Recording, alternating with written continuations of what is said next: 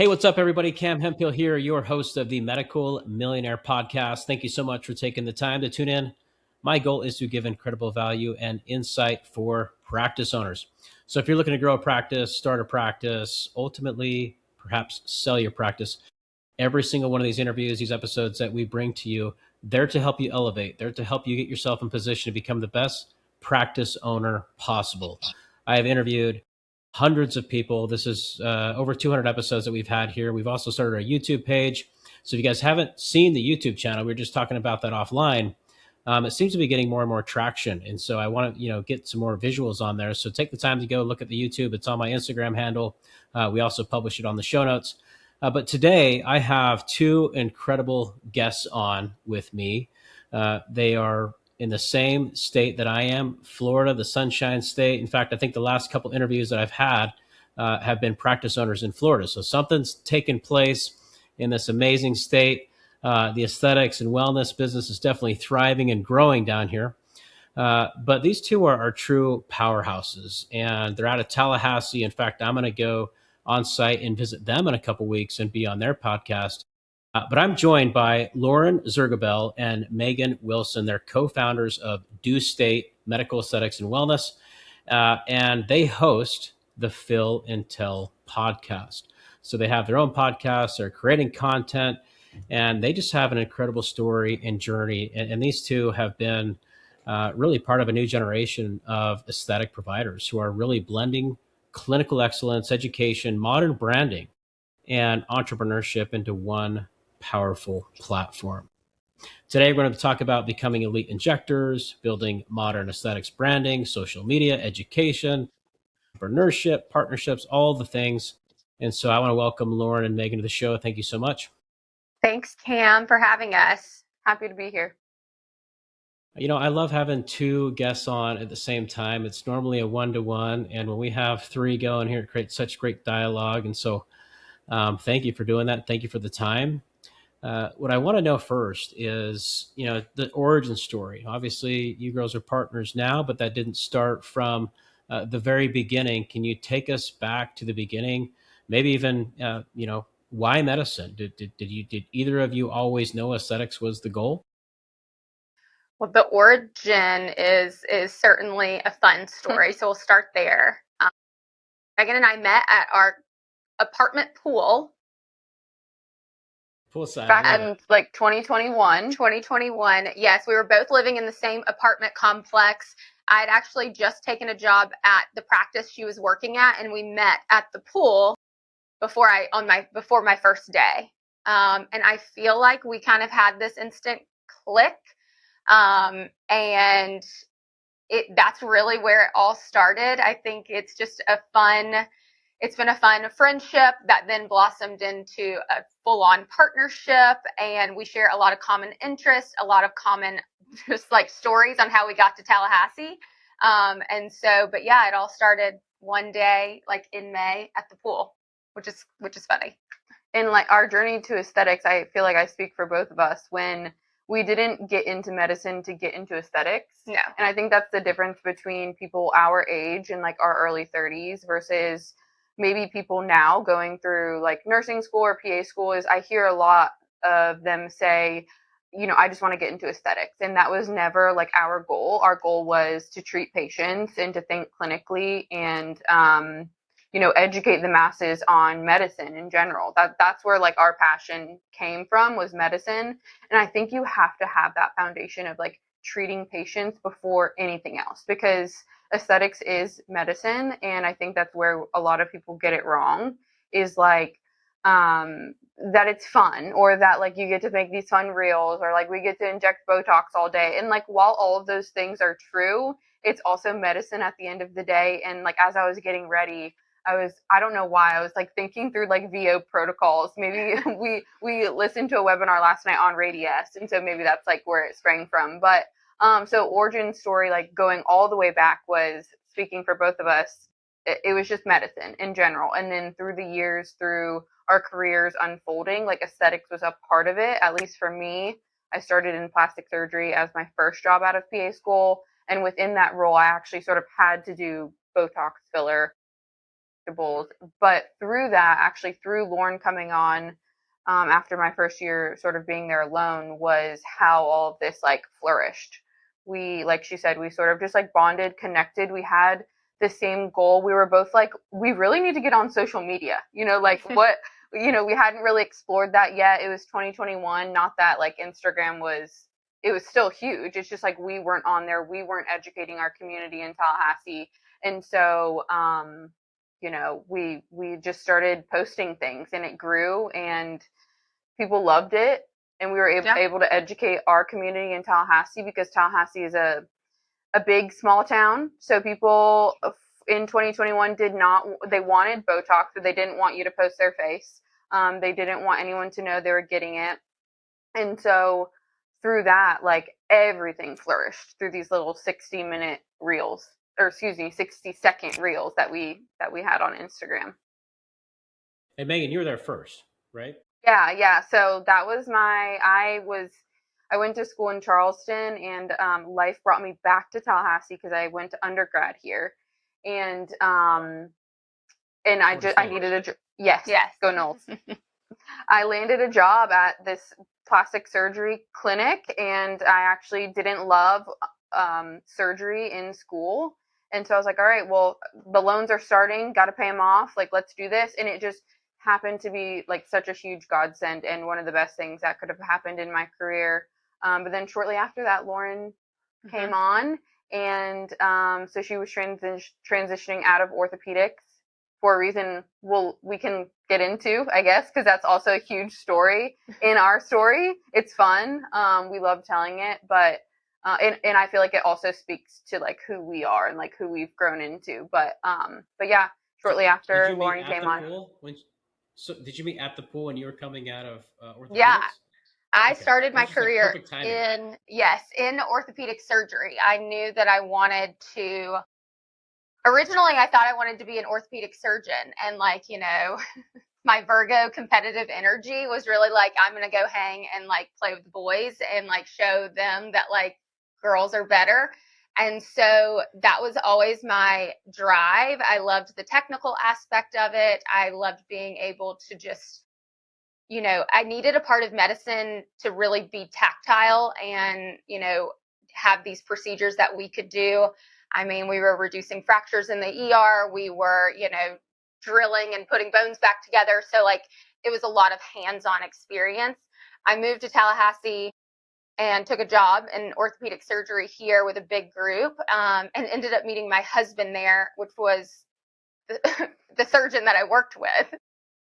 So we started dating about 3 years into my career there, transitioned to another aspect of the practice, and just kind of felt like I needed to do something else, but I knew it needed to be hands-on. So I interviewed with ENT, dermatology, and those were just not a great fit. And so one day someone called me up and said, hey, plastic surgery PA is leaving and retiring. Like, are you interested? And I was like, absolutely. I'd love to go and interview. So I interview. He basically tells me, like, you're never going to make the money you're making in orthopedic surgery. You're never going to be able to do the things that you want to do. And I was like, well, if you give me the job, we'll take care of the rest. Like, I assure you. And so that's how I got into plastics. And didn't love the plastics OR as much as I loved the orthopedic OR, but then slowly found that the technical aspect of performing procedures on patients day to day was really like filling me up a lot more than I ever anticipated. And I got to kind of run my own show. I got to educate myself. I got to do these techniques and really understand the anatomy and knowledge that it took to be a good injector. And it was kind of like lights out from there. And I feel like that speaks to who you are and who we are as a dynamic, because even though I was there just a year, I mean, a year is nothing, but a year ahead, I, would guide Lauren a little bit, but really like 6 months in, she was teaching me. She was like, are you on Patreon? Like, are you doing these things? We need to be on social media. So our dynamic is just great, because Lauren will, once she sets her mind on something, she will go all in. And I love that about her. sometimes. Right. Yeah. Sometimes it can be, I'm like, okay, It's costly. It becomes let's expensive. pump the brakes for 1 second. We literally just launched this. But so like our dynamic is really great because she will go all in. She will learn all the things we need to know and be like passion forward, and I will sort of like be in the background, like how is this going to work, like more analytical. So our dynamic there is really great. But you know, you said something about like wanting to like play with the guys, and then when Lauren first came on, our physician we used to work with told us like we basically couldn't do anything in aesthetics, and my same physician said that to me. And I love that part of our story because gosh, going back to 2021 when we were told like literally Botox and filler will make you no money and just focus on plastics, focus on, you know, being sort of our assistant, which we are prideful within the PA profession. However, don't underestimate us because like we will always prove you wrong. And I think that's, I mean, how all of this has happened was we took those words and we were like, just give us some time and we're like gonna figure it out. I love that. I mean, it goes to, you know, you having tenacity, believing in yourself, you know, having the charisma and knowing what you're capable of doing, right? I mean, Lauren, you come in and you're like, look, give me the job, I'll take care of the rest. Mm-hmm. You know, normally like you, okay, let's see what you got, you know, and most people, I would say that their bark is bigger than their bite, but in this case, this is not the case. You come in and you're like, look, just give me a shot. I'm going to get myself in position, and I'm going to show you how we're going to make a tremendous amount of impact and revenue and create a great patient experience within the aesthetics ecosystem underneath the plastic umbrella, right? And I absolutely love that. So talking about coming in, you've been there 6 months. Hey, we got to get on Patreon. Hey, let's get on social media. And this is going back to what, probably almost 2022, something like that, probably. Yeah. Probably. Yeah. Yeah. So did you just kind of see it coming? Like, look, in order for us to be found, to be relevant, to have authority, expertise, education, we have to create a brand with inside of this brand in order to move this. Yeah. I think that we saw a big gap in the Tallahassee market of what was getting put on the internet, right? What was getting put out to patients. We really wanted to start educating people more about these aesthetic procedures that we were doing. And we were watching people have transformations and have this confidence come out of these procedures. And really, there was not a lot of people in this area that was doing that. And so we saw it as an opportunity to get on. This was when Instagram Reels were only 60 seconds. And so we had this 60-second little bit that we would do once a week, and it was called Aesthetic Tips. And so you can scroll back through some of our Instagram and see that where those aesthetic tips started. This was before mics, before ring lights. The quality was terrible. I'm pretty sure I cringe at what I said and how I looked, but that's how it started. And we did that for a couple of years. And then Instagram Reels turned into 3 minutes, which was great because we had more time. And that's really how we branched out into Phil and Tell podcast, was taking that and just wanting to talk more. Yeah. I mean, it's like, look, there's still so many people in this industry that are not on social media. They're afraid to get on camera. They're afraid what they may say something silly. They may look funny. They may not look perfect. You know, like I do the same thing. If I go back through the history of all of my content, I'm like, wow, that was interesting. I can't believe I put up that on the internet. but who cares, right? Like, who cares? At the end of the day, you know, we judge ourselves harder than anybody else judges ourselves. And you know, the people that have actually embraced social media as a tool and continue to push out content actually they see the benefit. Like you and I both know, you have had a tremendous amount of patient acquisition through Absolutely. posting those videos and creating content. There is literally no doubt that that's where our entire following and brand building came from, because before we owned our own business and our own practice, we had no marketing. Social media was our marketing. And that was our responsibility to gain patients and get them in. So absolutely firsthand, we know we can both say that that is exactly what built us and why we are where we are. And it's funny because still we are some of the only ones who are willing to get on and actually like talk to the camera, right? It's one thing to put out a static post, static carousel with some words on it. It's a whole nother thing to be on camera and talking and vulnerable and walking people through these treatments and journeys. And I mean, we get made fun of all the time. We hear what people have to say about us all the time, and they're still talking about it 4 years later.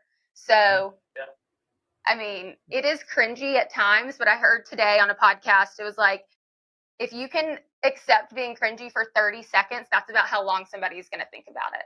And then you just need to move on. You nailed it. You absolutely nailed it. They scroll, they go to the next thing. It's they go to the so next fast. thing, like, oh, that guy or girl is kind of funny. Oh, look, okay, next thing. So it doesn't really matter. It's really about you putting out your authority, that brand building with inside your ecosystem. You're not talking to the people that don't care. You're very niche on trying to get to that selective patient. And guess what? You caught a potential patient's interest, right? And they sat there and watched and got enough expertise, liked your personality. They were within proximity to the practice. They came and they saw you, liked their work, liked the outcome, went home, gave you a review, probably shared a few reels with their friends.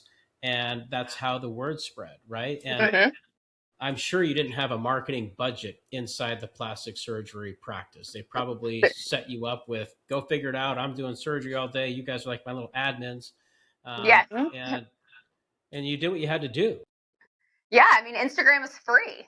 Yeah, it was our free marketing tool. There was even a time when our practice got bought out by private equity, and they actually told us that we were no longer allowed to post on social media. And so we asked them what their marketing, role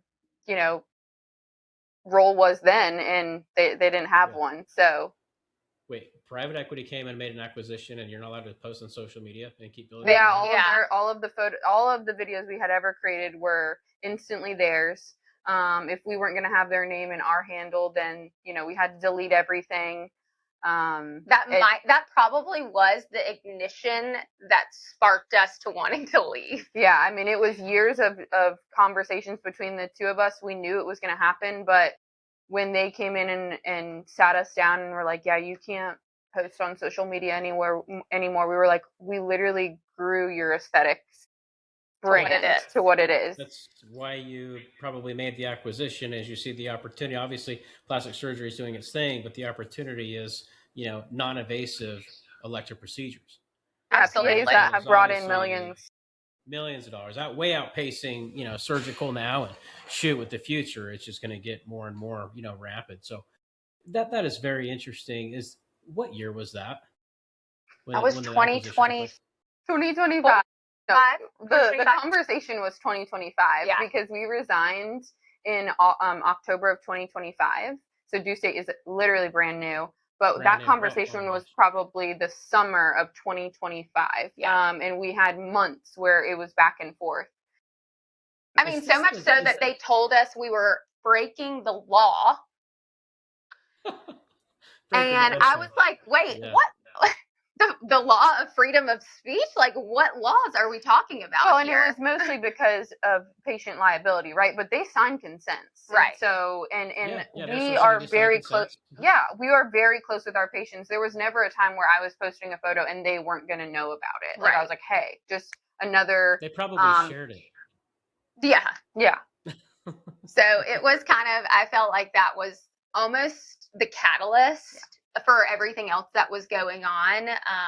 But that was when we really took a big step back and became very hands-off in the practice, and just kind of were waiting on what was going to happen next.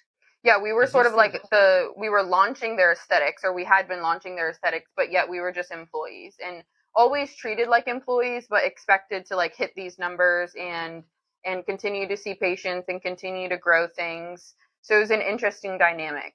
to say the least. Oh my gosh. Like, look, is this the typical example of a private equity group coming into an ecosystem that has no idea what the hell they're doing? It's a prime And example.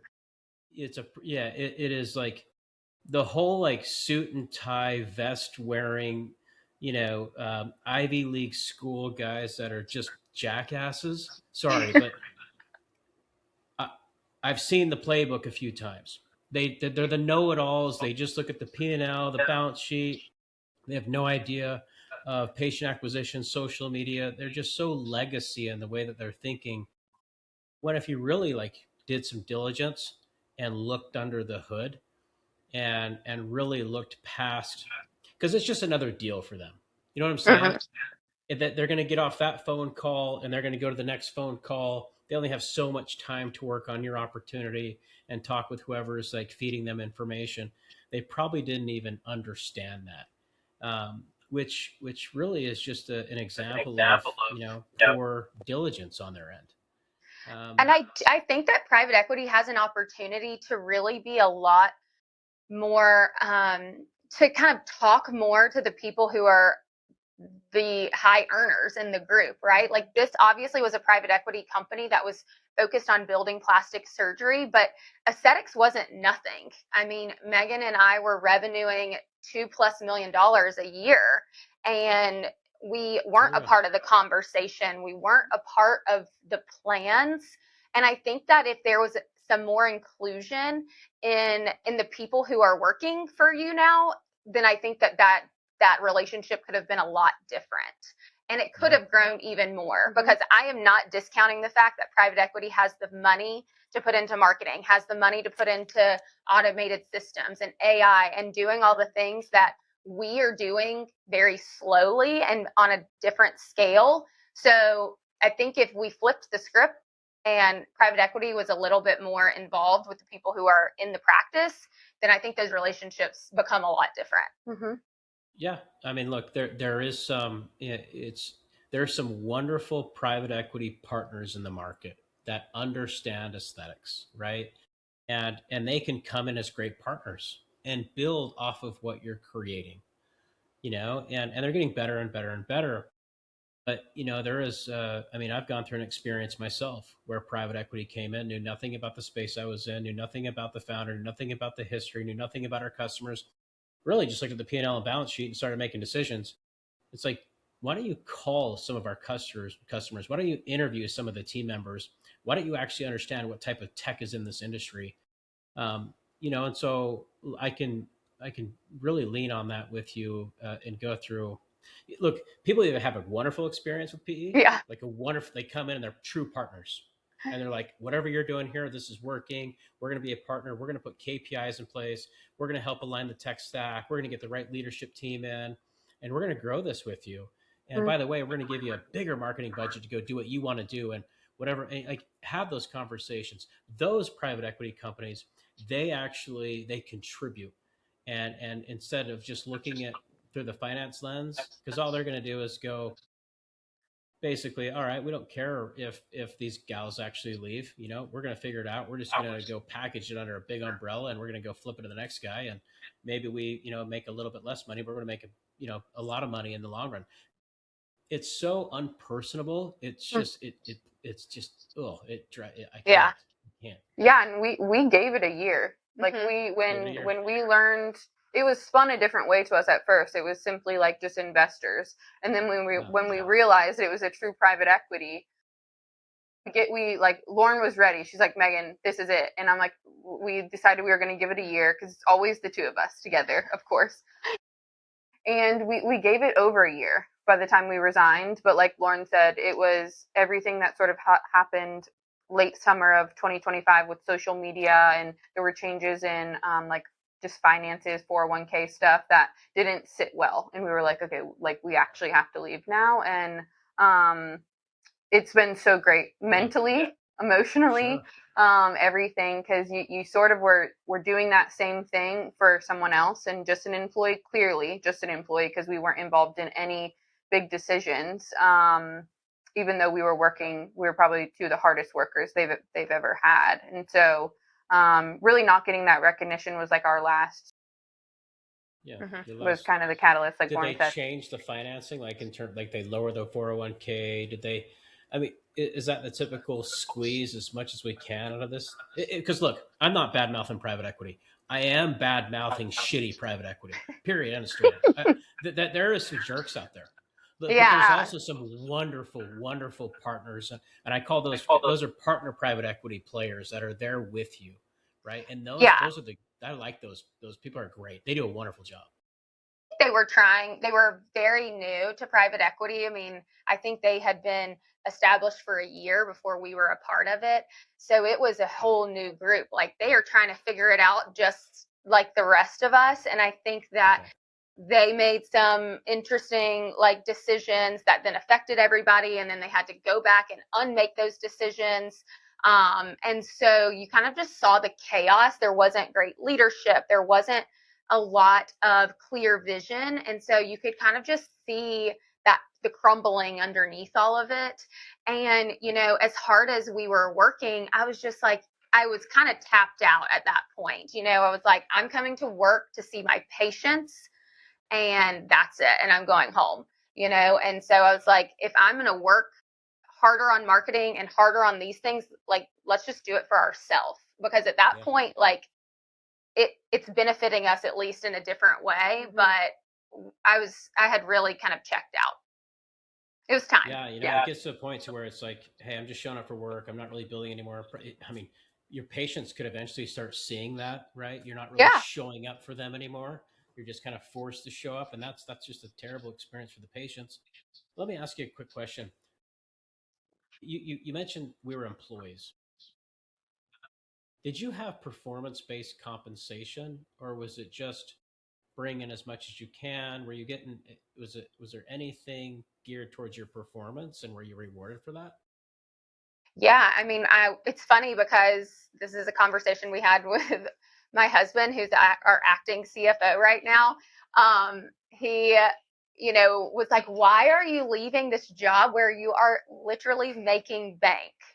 Yeah. You are making such good money for working. I mean, we were probably working 30 to 35 hours. And I think that's really where you see the difference in people who need to be entrepreneurs and people who are okay being employees, because the money did not make sense to leave. Yeah. So we were paid a decently good salary, and then our incentives were high. I mean, we were making, 24% off of our revenue every month. That's pretty damn good. We were doing well. So we walked away from doing extremely well. So now being in a lot of debt for women, for PAs. So we walked away from having no debt to a lot more debt opening this business. But I just think that I would say we're both way happier doing it on our own and hustling and grinding for ourselves and what we want to put out there than for someone else. Yeah. Yeah. I mean, I'll say if you're getting a salary plus 24% of your revenue, no offense, but whoever wrote that comp model, you definitely had the better hand there. I know. We did. We did. Yeah, Lauren's husband reminds 100%. Us that all the time. Yes. He was like, Lauren, he was like, y'all are making stupid good money. He was like, they haven't figured it out that they're overpaying you yet, but they will. They will. That's what I'm saying. It's like the vests do eventually come in. The financiers do come in, and they will say, okay, there's got to be a restructuring here. So inevitably there would have been a departure, right? Yeah. It was just a time. It was just a matter of time.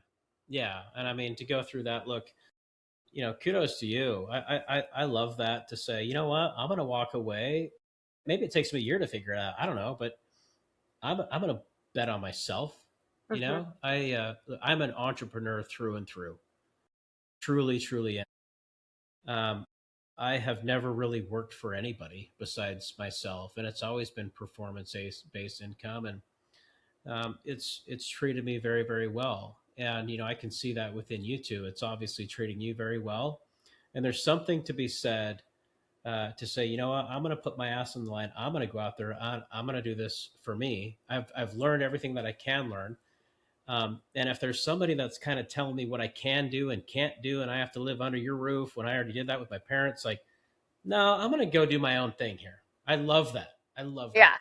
So you guys bail, right? You open up this amazing practice. Obviously, it's very, very new. There's probably a non-compete. Was there? How did that go around? Do you mind talking about Yeah. that? Yeah, That was a huge factor. well, and you said something just now where you're like, there's a lot of unknowns, but you just go Yeah. do it. Yeah. That was, we looked at each other as we were after we had to hire an attorney, and Lauren was like, what did we think was going to happen when we resigned, because we did have these non-competes. And I remember us having a conversation of just like, we have to get out, and the first thing we have to do is talk to our doctors, let them know we're resigning, give them time, and like, we'll sort of figure it out from there, because we weren't sure how private equity was going to kind of come at us with our non-compete. So we did have non-competes. They were a 50-mile radius a year. You can't work in aesthetics, plastic surgery, dermatology, injectables.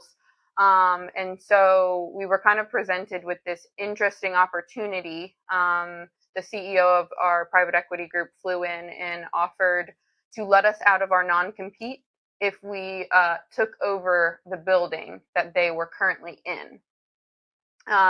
Because it's a different yeah, so I'll explain like the dynamic. So there's a plastic surgery office that we all used to work under one roof. In the same parking lot, there was some business suites that were being built separate from us. Those contractors were, approached the doctors and were like, hey, do you guys need extra space? And they were like, actually, yeah, aesthetics is growing rapidly. We want to like kind of build a med spa. And so Lauren and I and another one of our colleagues came over to the med spa, but it's in the same parking lot, and it's all under sort of one private equity group. Okay. So they had the building. So did they buy the building? No, they were renting the building, from a landlord. Okay. Got it. Yeah, but they didn't want to continue paying rent on that space that they weren't going to occupy. Correct. When we left, he kind of came to us and said, look, we want to grow plastic surgery. Y'all are leaving and you're taking what we assume to be quite a bit of revenue with you, and we want to focus on plastic surgery. We will drop your non-compete if you take this building from us. They had 5 more years on this lease, and that was certainly something that I literally never expected to hear, ever. Well, and it goes back to like like us being employees and being like, we put our heart and soul into this practice, and you still don't even want us to stay. It was this weird thing we had to get over, like, I guess pride, you could say, of like, wow, they actually are ready to move on from us, because we were like, oh my gosh, what is he going to offer? We knew there was going to be some conversation. Never did we think, we'll let you out of your non-compete if you take over this lease, our lease. So that was October 1st. It's already built out and everything, ready to go? Yeah, it had been built like a year or two prior. So, like plumbing is all new, AC is all new, for the most part, the setup was great. And it's a location that our patients were familiar with, obviously. We had been in this parking lot for the last 5 years of our career. So it seemed like a too good to be true type of situation. And it kind of was, because in December, like, all hell broke loose. Some other stuff started coming out, just like some legal things that were kind of hidden that didn't come to light until later. We had to go get a big dog attorney from Miami and negotiate for us. And at the end, it all worked out. Everything was good. This was after the non-compete thing when they gave you the building? There was some other stuff that came after that? Yeah. Through it all. So it's like we resigned. They offered this. We're thinking everything's kosher. And then we're looking over these documents. We sign an NDA about some financials. And then we realize there's just some things in the fine print that don't add up. Right. That they wanted us to take on. And they weren't budging. And they were like, well, then. They're like, sorry, your non-compete is back on. And I was like, no, screw this. It's absolutely not. I'm going to get an attorney to play ball with your attorneys. And my husband and I'm calling Megan on Christmas Eve, talking to these attorneys down in Miami, being like, hey, they think they're about to push around a bunch of young women, and I'm going to show them that's actually not going to happen. Good for you. I love that. Good for you. Yes. So we ended up getting a great attorney who helped us negotiate all the contracts. It took us a couple of extra months. We were out of work for about 2 months during that time. It certainly cost us a pretty penny. But like looking back on it now, we've been out of it for a couple of months and it was definitely worth it. Every penny, because we also had to ask ourselves, this person was a lot higher than any Tallahassee attorneys. And we were like, do we want to do this? And we were like, absolutely. There's no question. He's worth it. When we look back, this will just be a little blip in the journey. Yeah. Yeah. I mean, it's painful. I've been through litigation. I've been through pre-litigation. It's painful. It's stressful. It's probably the most stressful thing you can actually go through.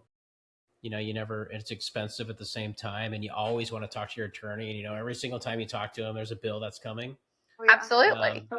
But at the same time, if you don't go that route and get proper representation, somebody that knows the law and can negotiate, and just table the emotion, right? Because they just table the emotion. They're trying to get a deal done.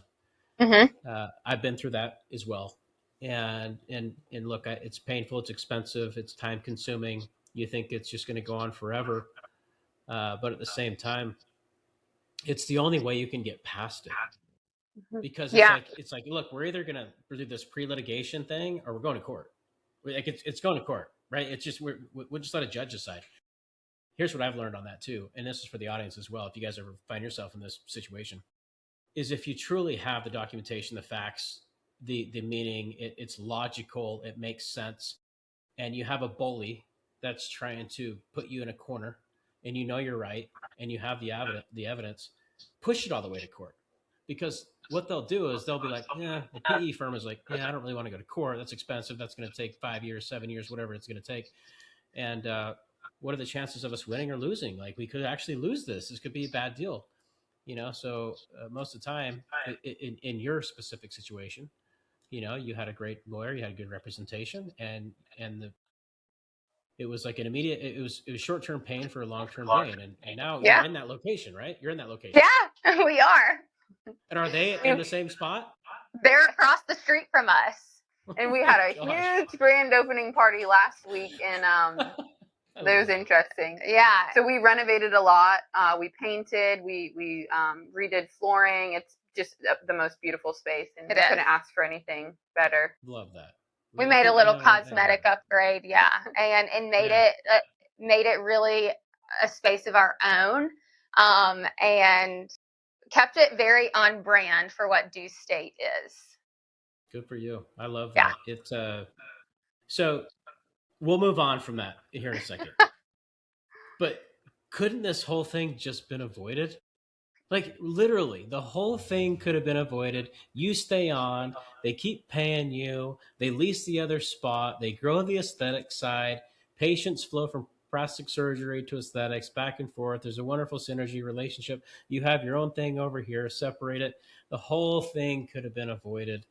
And it's just, I mean, look, you got the great end of the deal. I love that it went out this way, but it could have it could have been avoided. And we've extended an olive branch, like at the end of the day, we see patients who need surgery every single day. I mean, surgery is a part of our consultation talk all the time. And to have good relationships with plastic surgeons, like it is only mutually beneficial for us to be able to send them patients. And, we're just waiting for maybe some more of the smoke to clear. And we'll get back there, but it is what it is for now. We're enjoying it. They'll come to you soon and say, hey, we've been thinking we want to work out a referral partnership. Right. I wouldn't be surprised. Well, I tell you what, let's talk about your practice. You just had a grand opening.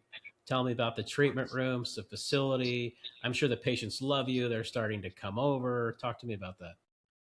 Yeah, it's been great. I mean, when we first got back to seeing patients, which was in March, so we didn't work January and February, and then we started back seeing patients in March, and it was amazing, the response from patients.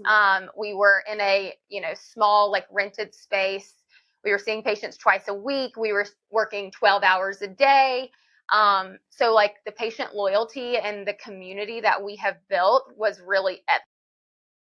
And so that was huge. And so coming over to this space where we have a lot more space, we have 8 treatment rooms, we have, about 3,000 square feet that we're working with.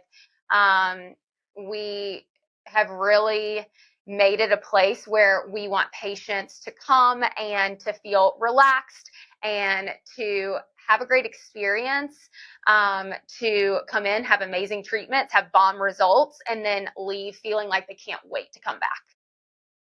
Yeah, Lauren and I read a book called Unreasonable Hospitality, and that's what we also based a lot of this practice on. So like first and foremost, like patient safety, of course, but like she said, just feeling comfortable knowing you have a friend here, but also like someone who's taking care of you and knows what they're doing. And then also like get a latte, like get these sort of different hospitality things that you don't normally get from your med spa down the street. And Tallahassee is a small town. It's not like Tampa or Miami where you have a med spa in literally every single corner, but it is growing, and we do have some friendly competition. And so we kind of were like, also, how do we differentiate ourselves while still at the forefront keeping patient safety there, and providing great services and good results. And so hospitality was a huge thing that we want to focus on, and we both read the book. We need to read it again. Actually, it's just a fantastic book. I'm sure you've read it, and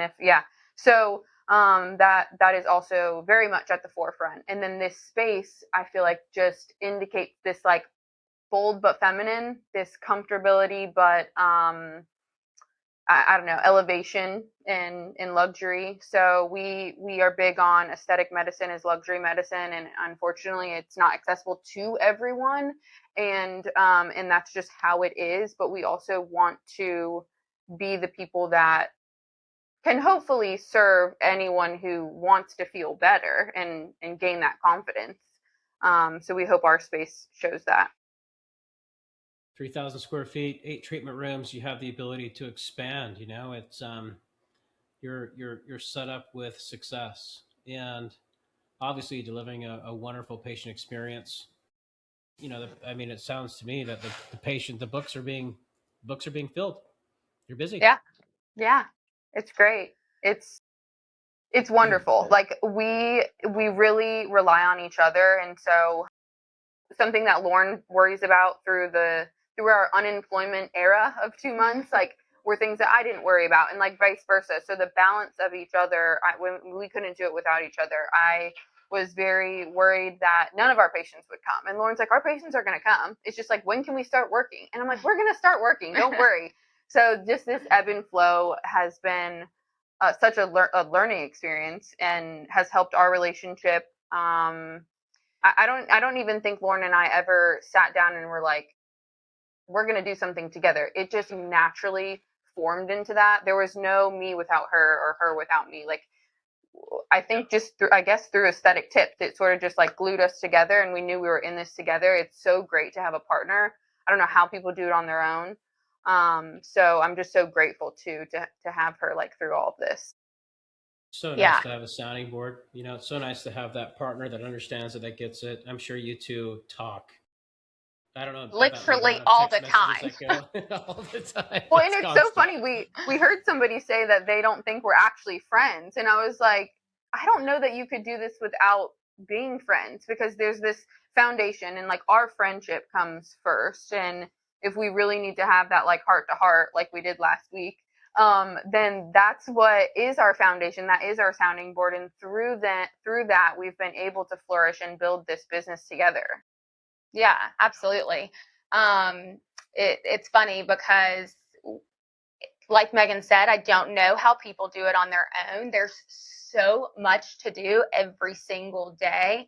We have 7 different skincare lines that we carry. We have, several different filler vendors, and just like reps in general, and just trying to talk to all of these people, get all of these people in here for education, paying all of your bills, talking to the bank, like figuring out what has to happen. Like somebody, like at some point you got to be like, okay, you take this, I take this, and let's get it done. They're probably like up all night long. I believe that they probably are just trying to get the back end of stuff done. Yeah, it's a lot. I mean, you opening up a business, signing a lease agreement, re-signing it, the insurance you have to have, maintenance requests. You got to build a website. You got to get the social posts out. You have a podcast. I mean, shoot. Then you have life. There's personal life. There's family. What's that? It's like, right? Yeah. You try to go on vacation. Yeah, vacation's expensive. It's 10 times expensive because you can't see patients. Right. When you're on vacation, so it's super expensive. But I mean, your social media here. I just pulled up Dewstate on Instagram. It's phenomenal. I love the content you have. Yeah. The engagement's really good. It has a really nice aesthetic to it. I really like it. Yeah, that was huge for us when we worked with a fantastic. I mean, she's definitely a part of our team. Our marketing director out of Charleston helped us with all of the branding and design. She developed our website. We meet with her every single week, talk about analytics, talk about, the newsletter that we're putting out, talk about, all the lead management, CRM. We really, I think, honestly, we probably learned this from listening to your podcast. I was about to say that. Over the years. I mean, we've been listening to your podcast for probably the last 3 years. And really took a lot of your advice on marketing and marketing budget and really went all in on that aspect. That's probably one of our highest expenses. Well, I mean, look, you have, the best marketers create the most attention, I mean, you learn that. And if you double down on that and your patients see it, they're going to tell everybody about it. And then the key is once you have that base, right, you hold on to those patients and you build out that treatment planning, that robust consultation, get your revenue per hour as high as you can, deliver that wonderful patient experience, get the reviews cranking, the local SEO.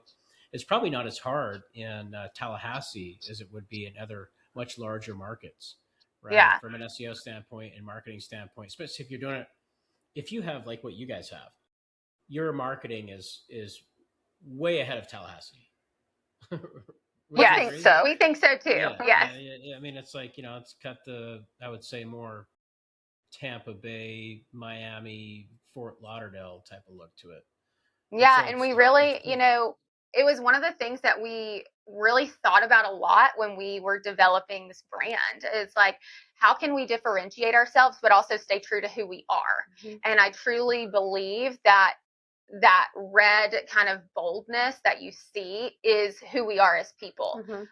And I think after hearing our stories, it certainly makes sense for red to kind of be at this passionate center. And it's so funny because this year is the year of the fire horse, and we leaned into that heavily. Our branding already existed, but when we learned about fire horse energy, we just went all in. Yeah. So that's anything that can help keep that passion up and keep that drive. Yeah, 100%. I love it. And are you running ads as well, or are you not needing to run ads at this time? We run a couple of meta ads right now, mostly for brand awareness. We just opened and just kind of getting our face out there. I think we will, I feel like we put more money into our social media and our CRM and our, website, but there is a little room, for ad spend. So just Meta right now, maybe eventually into Google after What CRM or EMR do you use? So we use a platform called Zenoti. Have you ever heard of it? It's very much, very familiar with Zenoti. Yeah. What do you